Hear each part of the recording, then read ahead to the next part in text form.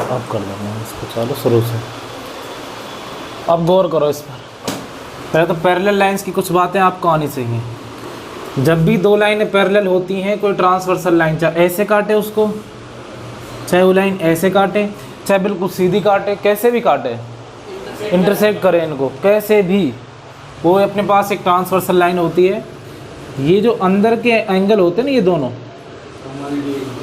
दोनों अंदर के, इन दोनों का सम कितना होता है? 180। कितना होगा? इसको हम बोलते हैं को इंटीरियर एंगल। एक तो ये बात आपको आनी चाहिए, क्योंकि यहाँ पर अपन को दे रखा है, गिवन है कि एक्स वाई हो रहा, पैरेलल किसके? एक्स डैश और वाई डैश, ठीक है। अब बताइए मुझे यहाँ पर ये तीर वाले साइन एरो क्यों लगे हुए हैं यहाँ पर? बिकॉज ये लाइनें कहीं तक भी खींची जा सकती। ये वास्तव में लाइन है, ये लाइन सेगमेंट नहीं है, फिक्स नहीं है। Good good good. Linear pair अपना अलग होता है। लीनियर पेयर दो एंगल का एक साथ जब जोड़ा होता है उसको लीनियर पेयर बोलते हैं। तो कहाँ लेट हो जाते हो भाई बालकों? इतनी धीरे इसमें x y parallel, x dash और वाई डैश, पक्का यहाँ से कुछ ना कुछ निकलेगा इस क्वेश्चन को सॉल्व करने में हेल्प। प्रूव करना ए ओ बी इक्वल 90 डिग्री। इसमें हमको एक कंस्ट्रक्शन करना अपनी तरफ से। वो कंस्ट्रक्शन ये है कि ओ को सी से ज्वाइन करना है, बिल्कुल करना होगा। ज्वाइन लिखना है यहाँ पर कंस्ट्रक्शन।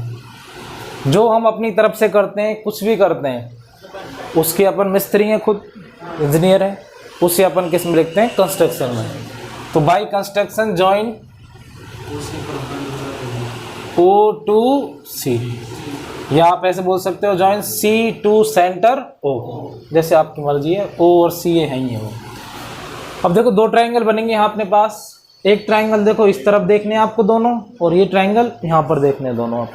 दोनों ट्रायंगलों से होगा ये, देखो। नाउ फ्रॉम ट्रायंगल इन दोनों को देखना, सिर्फ कुछ भी मत देखना अभी। इसको लिखो P या प्रेस लिख दो A O P and A O C from triangle A O P and triangle A O C। अब तुम्हें साफ दिखाई दे गया होगा कि A O दोनों तरफ कॉमन। देखो कॉन्ग्रुएंसी की कितनी इंपॉर्टेंस है अपनी 10th क्लास में, तो वो जरूर आनी चाहिए आप सबको। दोनों में देखेंगे तो A O कॉमन, यहाँ लिखेंगे हम कॉमन, लिख दिया, या कॉमन साइड लिख दो। कंप्लीट बात तो कॉमन साइड ही हो। इसके अलावा देखो और क्या दिखाई दे रहा है आपको? देखो PO और CO, ये दोनों क्या है अपनी? या आप ऐसे लिख सकते हो कि OP equal OC, OP equal OC। कोई भी ऐसा बच्चा, सिंगल बच्चा जिसको लगता हो कि सर मुझे नहीं पता ये कैसे आई, तो अभी पूछ लो। रेडियस ऑफ सर्किल सबको पता तुम क्या रेडियस है? हाँ देखो मुझे पता था, दिक्कत आएगी तुम्हें। ये सेंटर है, ये सेंटर से जा रही है अपनी सरकमफेरेंस, ये भी सेंटर से सरकमफेरेंस, यही है ना। तो इनकी लेंथ जो अपनी रेडियस होती है ऑलवेज कैसी होती है? वो इक्वल होती है। बस ये होगी अपनी OP, ये होगी अपनी OC, इसलिए हमने लिख दिया यहाँ पर OP equal OC, radius of circle. अब कुछ कुछ चीज़ें तो मेरे साथ तुम्हारी क्लियर होने लग गई होंगी, तो बार बार करते हैं तो अपना आप हो जाती हैं। दो चीज़ें आ गई, एक सिंगल चीज़ और बताओ। AP इक्वल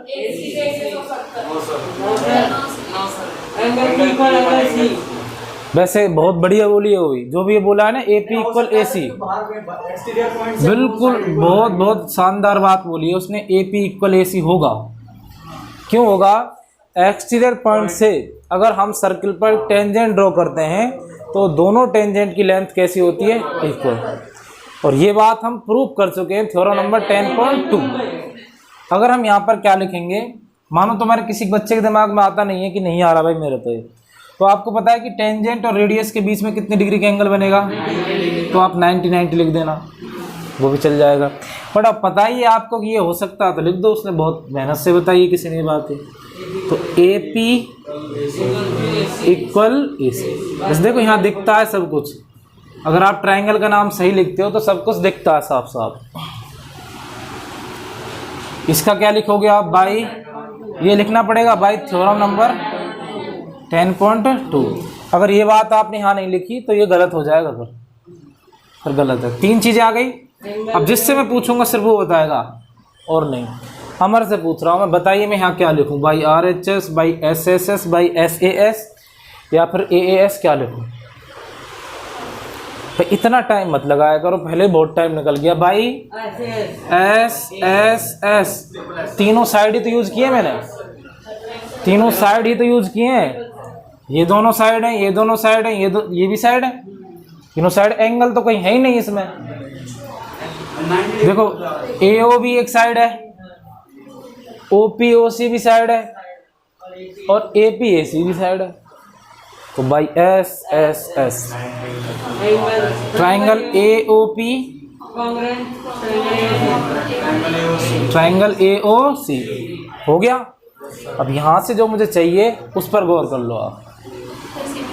अब देखिए वो CPCT अब लिखूंगा मैं। देखिए एंगल A इक्वल किसके आएगा? इस पर गौर करो। AOP का A, AOP का A। अगर इस एंगल का नाम आपको लिखना है तो बताइए कैसे लिखेंगे हम? PAO या OAP, इस तरह से ऐसे लिखेंगे, ठीक है। और अगर इस तरफ का नाम मुझे लिखना है इस वाले AOC में तो OAC या CAO, ये बीच में लेना है आपको, बस बात खत्म। और इसमें आसानी के लिए आप यहाँ पर एंगल 1 और 2 नाम दे दो ताकि कोई दिक्कत ना आए। इसका नाम दे दो आप एंगल 1 और इसका नाम दे दो एंगल 2। बस यहाँ पर आप यही लिखो पहले कि एंगल नहीं, ये वाला एंगल OAP इक्वल CAO। अब इन दोनों को हमने क्या नाम दे दिया है? Angle 1 equal angle 2। और करके लिख देना, और एंगल 1 इक्वल एंगल 2। ये हमने कैसे लिखा है? By CPCT। जब हम दो ट्राइंगल को कॉन्ग्रुएंट प्रूव कर देते हैं उसके बाद जो लिखते हैं वो हमेशा बाई CPCT से आता है। किससे आता है? 3 चीज़ें आप दो ट्राइंगल के अंदर इक्वल करो जिसमें अपने पास या तो तीनों साइड हो या 2 साइड एक एंगल हो या 2 एंगल एक साइड हो, तो दोनों ट्राइंगल आपस में कैसे हो जाएंगे? कॉन्ग्रुएंट। तीनों एंगल नहीं होने चाहिए वरना गड़बड़ हो जाएगी, वो सिमिलरिटी में चला जाएगा अपने। अब इसको हम जब भी लिखेंगे कैसे लिखेंगे? By CPCT। अब ये कहाँ यूज होगा अभी आपको पता चल जाएगा। इसका नाम देंगे हम इक्वेशन नंबर 1, ठीक है। सेम टू सेम अपन को अब ये दोनों ट्राइंगल देखने, ये दोनों कौन कौन से? देखो C, या फिर यहीं से ले लो, बीच से ले लिया करो, ज़्यादा बेहतर होता है। BOC BOQ। अब मैं आपको एक बहुत अच्छी बात सिखाऊंगा यहाँ पर, इस पर अभी आप गौर मत करना। मैं यहाँ पर लिखूंगा from triangle BOC and BOQ। अगर आप स्टार्टिंग में ही सही नाम लिख देते हो तो आपको क्या है, आगे प्रॉब्लम नहीं आती। BO कॉमन आ गया, BC BQ, और एक और बच गया अपना, क्या बच गया? OC और OQ। OC और OQ अगर आप नाम सही लिख देते हो तो लिखो। अब सारी बातों के यहाँ पर BO क्या हो जाएगा? कॉमन हो गया। उसके बाद OC रेडियस ऑफ सर्कल, हाँ BC equal B by theorem number 10.2। इसमें भी वही लगेगा अपना बाई SSS। और क्या लिख सकते हैं हम? ट्राइंगल BOC BOQ हो गया। अब angle B equal angle B, इनके भी नामकरण कर दीजिए आप। एंगल 3 और एंगल 4। अब यहाँ आप लिख दीजिए, सीधा लिख रहा हूँ मैं, अब angle 3 equal angle 4 by CP लिख दिया। अब मैं तुमको क्या बता रहा हूँ उस पर थोड़ा गौर करो। आपको पता है कि इसी की तरह सेम टू सेम अपन यहाँ करेंगे। अभी ऐसे अपने को 2-3 क्वेश्चन ऐसे आएंगे, इसमें शायद लास्ट वाला क्वेश्चन आएगा अपने, ऐसा क्वेश्चन नंबर 13 है ना इसमें टोटल। तो 13 क्वेश्चन ऐसा आएगा जिसमें अपने इसी तरीके से अपन को कम से कम 4 बार करना पड़ेगा। ये बात 4 ट्रायंगलों के बीच में अपन को यही कार्रवाई करनी पड़ेगी। अब बार बार इन्हीं चीज़ों को हम लिखेंगे तो बोर हो जाएंगे, है ना। मास्टर भी अरे क्या यार, इसमें एक समझदारी की बात, मतलब इसको पता नहीं है। वो समझदारी वाली बात ये होती है अपने, मतलब अगर हम सेम टू सेम दूसरी जगह यही करने वाले हैं तो उसे हम लिखते हैं सिमिलरली। सिमिलरली मतलब समान रूप से। कहने का मतलब ये है कि जैसे हमने ये किया है ना, सेम टू सेम ऐसे ही ये दोनों ट्रायंगल भी क्या होंगे, कॉन्ग्रुएंट होंगे। क्या होंगे, कॉन्ग्रुएंट। तो आप इतनी सारी रामलीला से बच जाओगे, ये आपको लिखना नहीं पड़ेगा। सीधा आप ये लिख देना, क्या लिख देना, ये similarly triangle BOC similar BOQ और एंगल 3 इक्वल क्या आ जाएगा, एंगल 4। बस इससे आप बच सकते हो, ये आपको लिखने की ज़रूरत नहीं है। अब मैंने क्यों लिखाया फिर आपको, क्योंकि मैं अगर बार बार आपको एक चीज़ को कराऊंगा तो आपके कंसेप्ट क्लियर होंगे, इसलिए मैंने आपको लिखाया बस, है ना। अब चलो आगे चलते हैं, इतना काम हो गया। अब आते हैं अपने जो मेन अपन को जो चीज़ प्रूव करनी है। अब आ जाओ उसी ट्रायंगल के अंदर जहाँ से हम गए थे। हमारा काम किससे है, मेन काम तो हमारा इससे है ना। हमको क्या है कि AOB इसको कितना डिग्री प्रूव करना है, 90, ये प्रूव करना है। नाउ फ्रॉम ट्रायंगल, इसका नाम दे देना equation number 2। From triangle AOB दे दिया। चलो इसमें अगर आप आ गए तो आप बताइए मुझे, angle A, angle O, angle B, इन सब का सम कितना होगा, 180 डिग्री होगा। उससे पहले एक जगह और आ जाओ तुम। अगर मैं बात करूं यहाँ पर कि अपने पास गिवन है कि XY और X dash Y dash, XY parallel क्या है, X डैश Y डैश, ये क्या है अपन को गिवन। अगर ये गिवन है तो इस टोटल एंगल का सम, सॉरी ये टोटल एंगल और ये टोटल एंगल, इन दोनों का सम कितना होगा, 180। और इसके अंदर ये दोनों आ रहे हैं एंगल A और एंगल 2, एंगल 2। इस A के अंदर एंगल 1, हाँ ये मैं अभी आपकी बात इधर समझाई थी शुरुआत करने से पहले, कि जब दोनों लाइनें पैरेलल हों, कोई ट्रांसवर्सल लाइन उसको क्रॉस करें, ट्रांसफर ये हो जाएगी अपनी ट्रांसवर्सल लाइन, ये वाली। ये आपको दिखेगा नहीं लेकिन सोचना पड़ेगा आपको खुद को। वहाँ पर देखिए एंगल A और एंगल B, इसका नाम आप दे दीजिए PAB, इसका नाम QBA होगा। या कंप्लीट आप इसको लिखोगे तो 1 और 2, 1 एंड 2 दोनों इसी के अंदर आ रहे हैं ना। तो आप यहाँ पर लिखिए कि एंगल 1 प्लस एंगल 2 आ गया, प्लस एंगल 3 प्लस एंगल 4, इन सब का सम कितना आएगा, 180 डिग्री। क्लियर है। क्यों आ रहा है उसका रीजन लिखो, को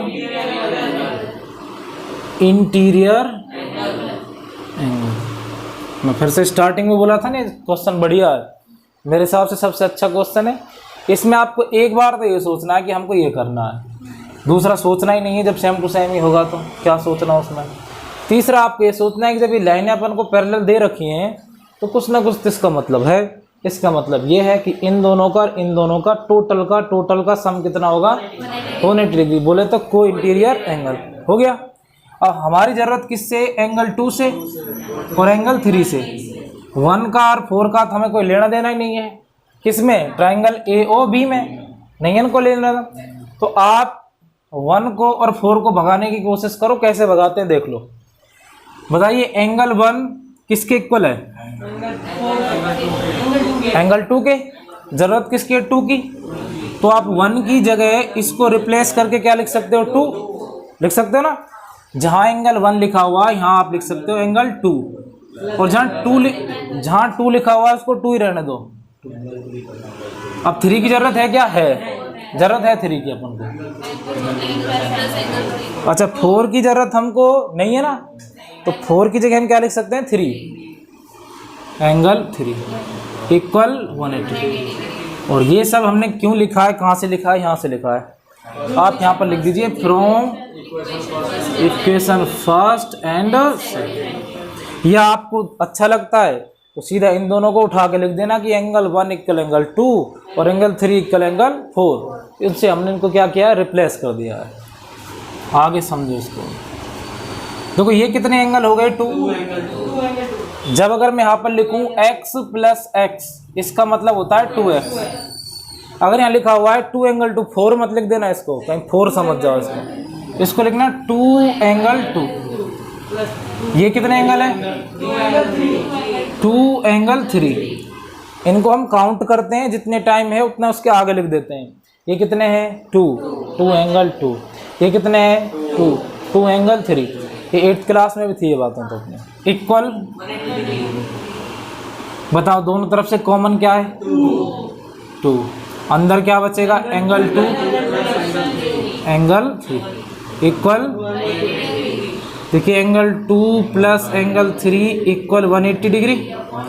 अपोन में जाएगा 2 और एंगल 2 प्लस एंगल 3 इक्वल आ जाएगा आगे 90 डिग्री। इसका अब आप नाम दे दीजिए इक्वेशन नंबर 3। अब देखो आ गया हो, समझ गए होंगे आप। अब इस कंप्लीट ट्रायंगल को मैं यूज करूंगा तो एंगल 2 और 3 का सम कितना हो गया? 90। अब अकेला बेचारा 90 तो बचेगा। मैं यहाँ लिख देता हूँ फ्रॉम ट्रायंगल AOB। इसमें अब कंप्लीट की लिखनी है अपन को वैल्यू कि एंगल A, इसका पूरा नाम लिखो, AOB लिखा हुआ है तो एंगल AOB प्लस इसका नाम क्या आएगा इस वाले का? OAB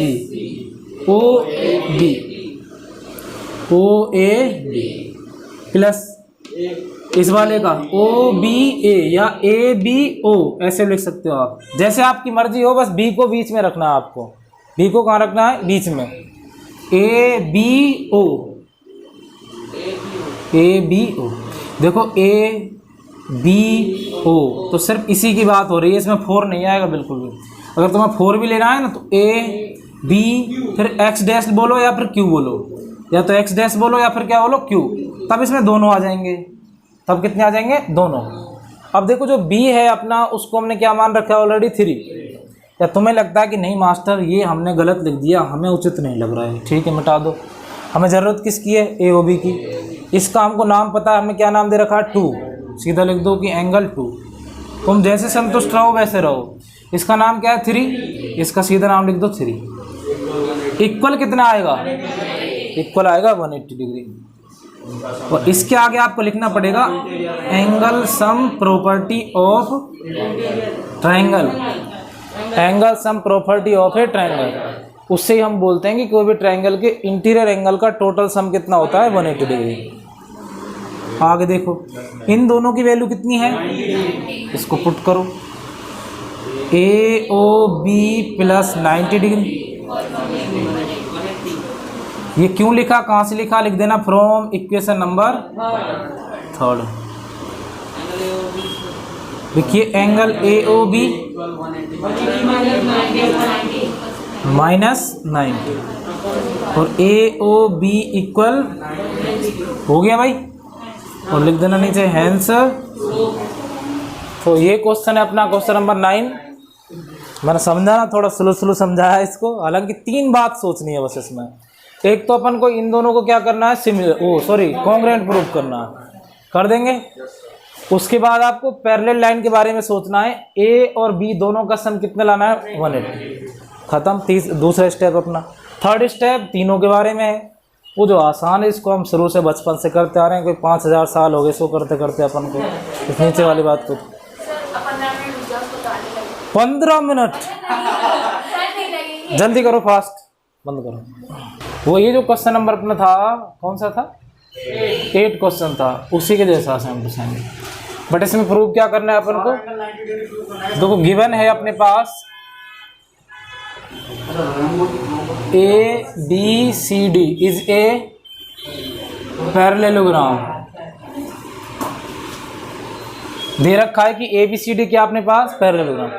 एक बात कान खोल के सुन लेना हमेशा के लिए इस बात को, जब भी मैं क्वेश्चन समझाऊं तो क्वेश्चन को बिना पढ़े अगर आप समझ रहे हो ना, जब भी तुमसे कोई क्वेश्चन तुम्हारे सामने आएगा ठीक से 80% करने के लायक नहीं रहोगे उसको। और जब कोई क्वेश्चन समझाओ यहाँ उससे पहले उसको 2-3 बार रीड कर लिया करो तुम, ताकि तुमको पता हो कि इसके बाहर क्या बना हुआ है, मतलब पैरेललोग्राम।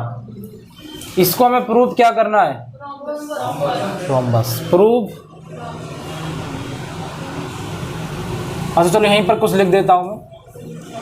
अगर ये पैरेललोग्राम है तो बताइए मुझे ऑपोजिट साइड इक्वल होती है पैरेललोग्राम में। AB equal CD, AB equal CD और AD इक्वल BC। आप यहाँ लिख देना ऑपोजिट साइड। और फिर पैरेललोग्राम वो दे रखा अपन को। प्रूव क्या करना है हमको, प्रूव करना है कि ABCD इज ए रोम्बस। अब देखो गाड़ी कहाँ फंसती है, यहाँ फंसती है। फंस गई गाड़ी, देख यार तुरंत ही नए नक्श बदल गया बच्चे का। रहा फिर पूछेंगे रोम्बस क्या होता है। हाँ हाँ मैं फॉर्मूला पूछा ही नहीं मैंने। रोम्बस होता क्या है। हाँ रोम्बस, रोम्बस ये लिख रही हो, स्पेलिंग भी लिख रखी है यहाँ पर मैंने। समचतुर्भुज बोलते हैं जिसको हम। क्या होता है गौरव, गाड़ी यहाँ फंसती है भाई। अब तुम्हें यही नहीं पता कि रोम्बस है क्या, तो प्रूफ क्या कर दोगे तुम। जिसके अपोजिट साइड सर इक्वल होते हैं और जो डायगोनल होते हैं परपेंडिकुलर बाइसेक्ट करते हैं। अब तुम भी गलत बोल रहे हो। रोम्बस बोले तो all sides are equal, not only opposite, all sides are equal. एक स्क्वायर एक रोम्बस हो सकता है, बट हर एक रोम्बस स्क्वायर नहीं हो सकता। क्लियर है। रोम्बस बोले तो जैसे मान लीजिए कि मैं आपके बना दी, अब छोटी छोटी बातें आपको बेसिक नहीं पता ना तो दिक्कत है भाई। फिर ये मान लीजिए कि स्क्वायर है, क्या एक स्क्वायर, तो क्या रोम्बस नहीं है, रोम्बस है, क्योंकि इसकी ऑल साइड कैसी हैं, इक्वल है। अब मान लीजिए मैं एक इस तरीके से बना दूं, क्या ये स्क्वायर है, नहीं है। रोम्बस हो सकता है अगर इसकी सभी साइडें कैसी हों, इक्वल हों। अपोजिट से मतलब नहीं है, ये भी 5 हो, ये भी 5, ये भी 5, और एंगल चाहे कितना भी हो, स्क्वायर में ईच एंगल 90 डिग्री होना चाहिए। क्लियर है। यही फर्क है बस दोनों में, रोम्बस में और स्क्वायर। अब आगे समझ में। अब मैं चाहे कभी भी पूछूं बताना मुझको। एक बात और बोली थी यार मैंने तेरे से, वो ध्यान नहीं आ रही मुझे कि मैं कभी भी पूछ सकता हूँ तेरे से। हाँ ध्यान करवा। SST में बुक आएगी तो पूछूंगा ना, जब तक तुम हाँ जब तक घबराते रहो। हाँ तुमने मुझसे कुछ ऐसा पूछा था हाइड्रो एनर्जी के बारे में शायद।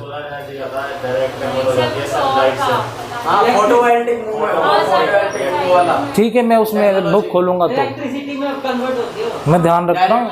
100 साल पुरानी बातें ध्यान रहती मेरे। यहाँ तक कि मैंने कुशागर की बातें भी नोट कर रखी हैं जो उसने मुझसे 8th क्लास में पूछी थी ना। मैंने उसको बोला था कि मैं तेरे से कभी भी ये बातें पूछूंगा।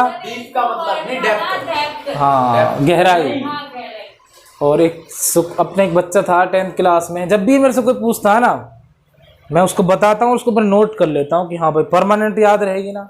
अपने मोबाइल में नोट पैड आता है ना उसमें, तो मैंने नोट कर रखी तेरी बातें, आज लिखूंगा उन सबको मैं।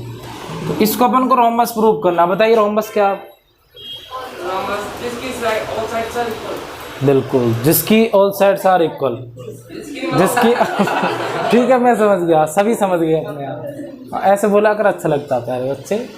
चलो भाई करें इसको प्रूव करते हैं भाई। देखो यहाँ से क्या कर सकते हैं अपन, वही वाला सिस्टम है सेम। ये एक्सटीरियर पॉइंट से क्या जा रही है, टेंजेंट है ना।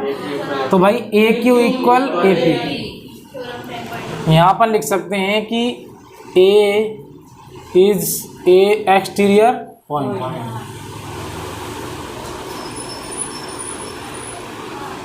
ठीक है। तो AQ equal AP by theorem number 10.2। Similarly, कैसे, सिमिलरली, इसको आप इक्वेशन नंबर फर्स्ट नाम दे देना। सिमिलरली सब में वही आएगा अपना, BQ equal BR। B Q equal D R, वही अभी इसको लिखना आपको C S equal C R, C S equal C R. अब देखो D S equal D P, D P R कौन बोला था एक साथ, D S equal D P. अक्सर आप बोलते हो डी पी चेंज कर ली, डी पी चेंज कर ली, है ना। अब मैं उसका पूछूंगा आपसे डी पी का मतलब क्या है। देखिए आप ये भी बोलते होंगे चलो भाई डीजे पे नाचेंगे हम, और डीपी, हाँ डीजे पार्टी, तो पार्टी तो दिख ही नहीं रही। हाँ ये सही बोल रहा, मैंने तुम्हें बताया था पहले, मैं बता देता हूँ छोटे छोटे। ये मतलब होता है डांस जंप, डीजे में ऐसे नाचते हैं डुम डुम डुम ऐसे, डीजे में कभी ऐसे जाओ तुम ऐसे कोई नहीं नाचता होगा नॉर्मली ये करके, नहीं डीजे जा रहा है तुम ऐसे करके नाच के आओगे, फुदक फुदक के नाचोगे, फुदक के नाचते हो ना। डीपी मतलब डिस्प्ले पिक्चर, हाँ डायरेक्ट प्रोफाइल हो सकता है, वैसे डिस्प्ले पिक्चर बोल दीजिए आप इसको, डिस्प्ले पर पिक्चर रहती है ना अपने, और डायरेक्ट पिक्चर भी हो सकता है। वैसे ही पूछता कोई नहीं है आपसे, कोई पूछेगा 10th क्लास में डीपी चेंज करो अपनी, डीपी के फॉर्म बता, ऐसे ही नॉर्मली छोटी छोटी बेसिक बेसिक बातें हैं, कुछ हम आपसे सीखेंगे, कुछ आप हमसे सीखिए। ये हो गए सभी equation second, equation third, equation सबको क्या करना है, heading equation first, second, third end हो गया भाई, सबको ऐड करो, A Q plus B Q plus C S plus D. इस तरफ की एक साइड यानी कि लेफ्ट हैंड साइड की एक तरफ, और राइट हैंड साइड की दूसरी तरफ।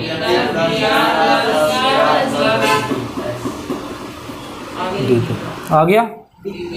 देखो ए क्यू और बी क्यू मिलकर बनाएगा ए बी, वही बातें ला रहा हूँ जो पहले किया था मैंने। देखो ये रहा सी एस और डी एस मिलकर बनाएगा सी डी, और ये ए पी, अच्छा इनको देख लो ए पी और डी पी, ए पी और डी पी ये बनाएगा ए डी, और ये बन जाएगा बी सी।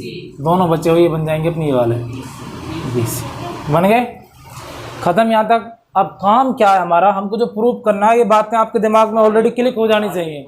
हमको प्रूव करना है A B equal A D equal C D equal B C, मतलब ऑल साइड्स इक्वल। अब ए बी और सी डी को तो हम ला चुके हैं, कुछ ऐसा करें कि भाई ए बी अपना या तो बी सी के इक्वल आ जाए या फिर ए डी के इक्वल आ जाए, ऑटोमेटिक काम खत्म हो जाएगा। देखो कैसे होगा, यहाँ से होगा, कहाँ से होगा, यहाँ से। इस ए बी की जगह आप क्या लिख सकते हो, सी डी। इस ए बी की जगह आप क्या लिख सकते हो, सी डी। सी डी अगर मैं ए डी के इक्वल ले आऊँ, या फिर एक काम करो आप इस ए बी को रहने दो, सी डी को हटा दो, आपकी जैसे मर्जी हो वैसे कर लेना। मैं ए बी को रहने देता हूँ, सी डी को हटा देता हूँ, ए बी को रहने दो, सी डी को हटा देता हूँ। देखो ए बी प्लस ए, इस सी डी की जगह हम क्या लिख सकते हैं, ए बी लिख दिया, और पीछे ब्रैकेट में हम इसको शो भी कर देंगे, और यहाँ शो कर देते हैं कि ए बी इक्वल क्या अपना सी डी, इसलिए हमने सी डी की जगह क्या लिख दिया, ए बी। ठीक है भाई, स्टार्टिंग में ढंग से देख लिया करो, बाकी तुम्हारे पास ही रहेगा। हाँ मुझे फिर पता था तुम पूछेंगे कुछ। ये रोम्बस मतलब बताओ, रोम्बस मतलब ये मैंने क्या लिखा है, ए बी ये सभी इक्वल लिखा है, बस खत्म। मतलब हमको प्रूव करना है, ये प्रूव करना है, इसलिए मैं इसको लिख रहा हूँ तुम्हारे सामने कि कुछ भी कर दो, इनमें से एक साइड लानी है हमको बस। अब यहाँ देखिए ए डी को रहने दो, ए बी तो है ही भाई, ये ए बी किसके इक्वल आ जाएगा, ए डी के इक्वल आ जाएगा। इसके तो ऑलरेडी इक्वल है ही, वो कहाँ पर है, वो ऑलरेडी इक्वल, ये रहा ऊपर ऑलरेडी इक्वल है, इसके इक्वल ले आओ, बस खत्म हो जाएगा पूरा। तो ए डी को रहने दो, ए डी, देखो ए डी किसकी इक्वल है, बी सी के, और यहाँ क्या लिख सकते हो आप, ए डी, और यहाँ पर आप कॉमा लगा के लिख दीजिए कि A D equal B C, इसको आप ब्रैकेट में बंद। ये जो भी कुछ हमने लिखा है इसके अकॉर्डिंग लिखा है, ठीक है। अब कितने ए बी हो गए, 2ab, इक्वल टू AD। 2 से 2 कट जाएगा। अब इसमें एक इम्पोर्टेंट बात आपको बता दूं मैं, इसके आगे इक्वल मत लगाना, बिकॉज ये अपन ब्रैकेट लगा के शो कर रहे हैं, ये कोई इसका पार्ट नहीं है। हाँ, ये कोई इसका सॉल्यूशन नहीं है जो इसके आगे इक्वल लगाओगे आप। हाँ, इसके आगे लगा सकते हो। 2 से 2। अब मैं आपको बहुत छोटी बात फिर से बता रहा हूँ, यहाँ भी 2 है, यहाँ भी 2 है। जब 2 अपॉन में जाएगा इधर तो 2 से 2 कटेगा, तो आप यहीं पर काट सकते हो उनको, ठीक है। और इसको ऐसे मत कर देना भाई, कल को अगर ऐसे आ जाए 2 + AB और 2 + AD तो नहीं कटेगा, ठीक है। तो कटेगा नहीं कटेगा? तो भी कटेगा। जब ये इधर आएगा तो ये माइनस हो जाएगा तो भी कटेगा। कब नहीं कटेगा देखो, अगर मान लो यहाँ पर हो -2 + AD तो नहीं कटेगा। अगर आप इसको उधर भेजोगे तो कहाँ से, यहीं से देख ले, मुझे पता था छोटी छोटी बातों से दिक्कत होती है तुम्हें। देखो 2AB = 2AD, हमें 2 को भगाना है, ये यहाँ पर मल्टीप्लाई में दोनों, इसको भगाओ यहाँ से। जब कोई चीज़ मल्टीप्लाई में होती है तो कहाँ जाती है वो, डिवाइड में। तो 2 बन जा 2, कट गया, क्या बच गया, AB = AD, ख़त्म। इनको आप यहाँ भी काट सकते हो। तो AB = AD। अब लिख दो जो हमें लिखना है, जो भी कहानी। बताओ AB किसके इक्वल आ गया, AD के, और AB किसके इक्वल है, CD के, और AD किसके इक्वल है, BC के। मतलब कुल मिला के सभी आपस में कैसे हो गए, इक्वल। जब सभी आपस में इक्वल हो गए तो ABCD इज ए रोम्बस, ठीक है भाई।